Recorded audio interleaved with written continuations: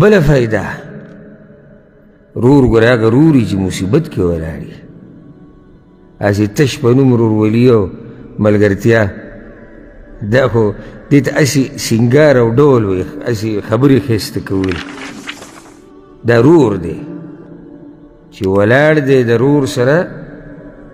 د یو لوی زورور باچا ظالم په مخ کې او هسې رورولي او بیا نن سبا چې کومه رورولي ده الله المستعان زه هغه رورولي یادوم چې د یو مور پلار نه پیدا وي د هغوی رورولي ته که دې وکړو حیران به شي دا نور رورولي خو پرېږده دا چې د یو بل څه دي نه او یو بل ته یې موږ وروڼه یو دې کې خو ډېر کم داسې میلاویږي چې هغه په دې خپله خبره ولاړ وي چې وروري نور چې سخته راشي مصیبت راشي نو په هغه ټیم کې بیا ډېر لږ ویني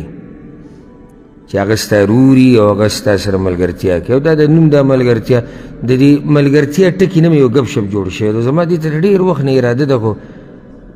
یا خو مې ذهن ته دا موضوع په موقع رانه شي یا یعنې نورې موضوعګانې ډېرې چې زه په دې باندې بیان وکړم چې دا الصدیق او دا ملګری څه ته وایي چې پوره یو ګنټه په دې ته بیان وکړم چې دا ملګری څه ته وایي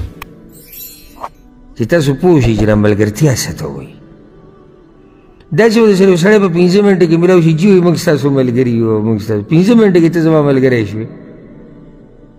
دا اوس د خولې ملګرتیا ده ملګری رور دا هغه چا ته ویلی کېږي چې دی تا سره په سخته کې په غم کې په مصیبت کې او په خوشحالي کې سره مو ولاړي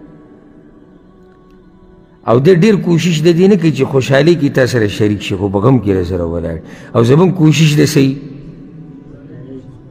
یاره یو واده یو ځای نه هم بولې موږ دغې ته پراته یو که چېرته دیګ میګ دې پخ کړی نو زه دې ورور هم یم زه دې دوست هم یم ما بوزه خو بیا راته چې ته ټلیفون ونه کړي چې قرض په کار دی یا بیمار یم او یا چا سره مې مسله ده راځي چې ځو یا دغه راته ونه کړي موږ ځان له مصروف یو خو که داسې غوړ زیړ پکې نو لږ وختي راته ووایه داسې خو زه دې ټولو دنیا رور یم او ملګری یم کوم چې غوړ زیړ ما ته ټلیفون کوئ ملګرتیا هغه ملګرتیا ده چې ته د ملګري سره د زړه د کومې نه ولاړې او رور هم دغې ته وایي نو چې د یو مور پلار نه پیدا وي او د یو بل سره حسد کوي نو ته سوچ وکړه چې موږ کمې درجې ته رسېدلي یو دا حقیقت دی یعنی مشر ورور او کشر ورور دا کشر په دې خفه کېږي چې مشر کامیاب شي او مشر په دې خفه کېږي چې کشر کامیاب شي دا د کوم ضرور ولید او یا د دواړو یو بل ته په زړونو کې دومره پرتی که دی دې لږ راولټو په شیشه نو دی هغه پسې لګي او هغه په ده پسې لګي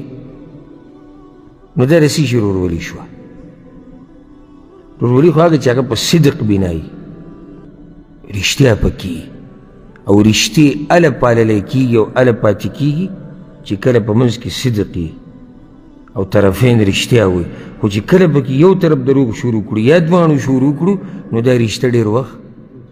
نه پاتې کېږي او که پاتې هم شي هسې هغه سرسري د ژبې رښتې او نن سبا اکثر دقه شان دي په دې به خفه کېږو نه دا یو حقیقت دی که نه ما غلط وو که نه اکثر داسې نه دي دقه شان دي موږ له خو مسلې راځي که نه خبر یو دا خلک راشي او څوک د رور فریاد کوي او څوک د پلار کوي او څوک د زوی کوي نو هغه موږ ته محسوسیږي چې خلک په کومه مرتبه کې دي اوس